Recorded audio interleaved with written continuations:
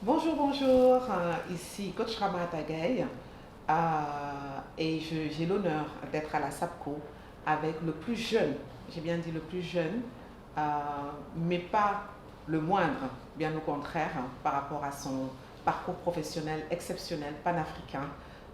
Je nomme notre nouveau Swift Move, jeune, dynamique, le seul et l'unique, Souleymane Ndiaye. Monsieur le directeur général de la SAPCO, Monsieur Souleymane Ndiaye, bonjour. Bonjour, coach Ramata. C'est un réel plaisir de vous accueillir à la SAPCO Sénégal. Le plaisir est partagé, surtout que, en plus de ça, je viens d'apprendre quelque chose d'exceptionnel qui est très important pour nous, que lorsque nous parlons de valeurs, de retour à nos valeurs, à notre source, le retour, on parle bien de the return, le retour, c'est pas seulement les gens de la diaspora, c'est pas seulement les afrodescendants, les Caraïbéens, c'est aussi le retour de nos valeurs à nous, African born. Et ce grand monsieur que vous voyez là n'est pas grand pour rien, ça vient de ses ancêtres, parce qu'il est petit-fils du Bourba Djolof. Et d'ailleurs, nouveau Bourba Djolof. Nouvelle génération, le Bourba Djolof moderne. Merci beaucoup, merci Voilà. en tout cas. Donc, je vais lui remettre officiellement, comme vous voyez là, son parchemin de Swift Move 2023, The Return Sénégal. Monsieur Souleymane Ndiaye, voilà.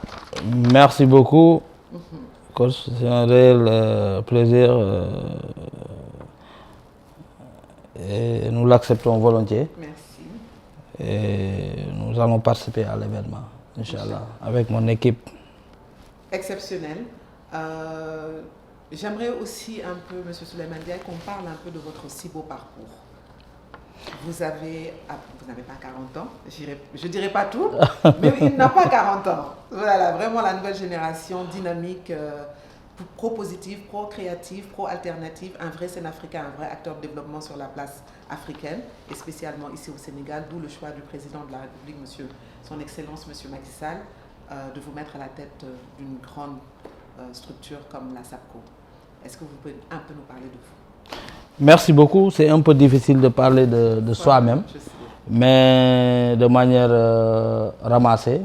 Je vais résumer un peu. C'est Souleymane Ndiaye, je suis ingénieur de conception en génie civil. Et je suis également expert en audit énergétique dans les bâtiments.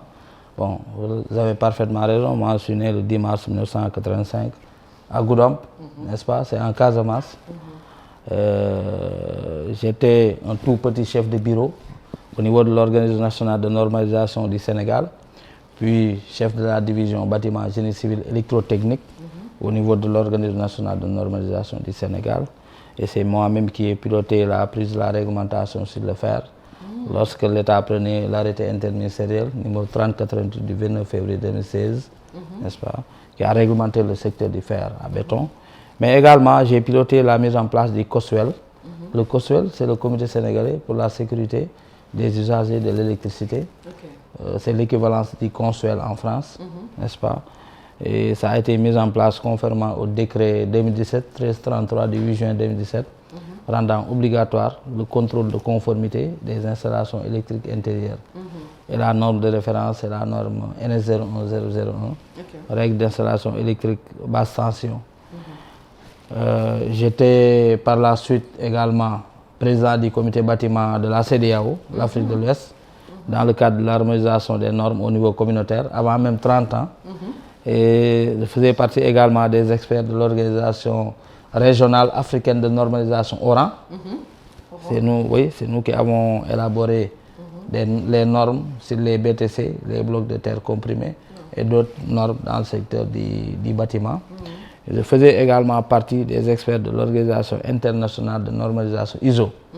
Je faisais partie des comités ISO TC 285 et ISO TC 59 sous-comité 17, n'est-ce pas? J'étais même le secrétaire général du comité électrotechnique national du Sénégal, qui est le répondant direct de la commission électrotechnique internationale de normalisation. La normalisation au niveau international, on a 3 instances majeures. Il y a l'ISO qui s'occupe des normes de manière générale, l'Organisation internationale de normalisation. Il y a là ici la Commission électrotechnique internationale de normalisation. qui s'occupe des normes dans le domaine électrotechnique. Il y a également l'IUT, n'est-ce pas, qui s'occupe des normes dans le domaine des télécommunications. Bien vrai que moi, je ne faisais pas partie des experts de l'IUT, ce n'était pas mon domaine.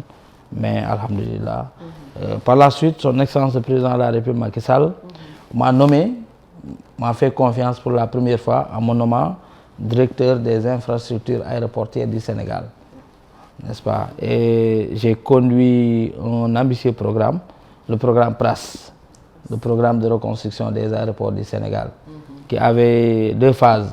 La première phase, ça consistait à reconstruire les aéroports de Saint-Louis, de Matam, de Ziguinchor, de Tambacounda et de Kédougou, pour un montant de 150 millions d'euros, 100 milliards, en partenariat avec les Tchèques Transcon Electronic Systems.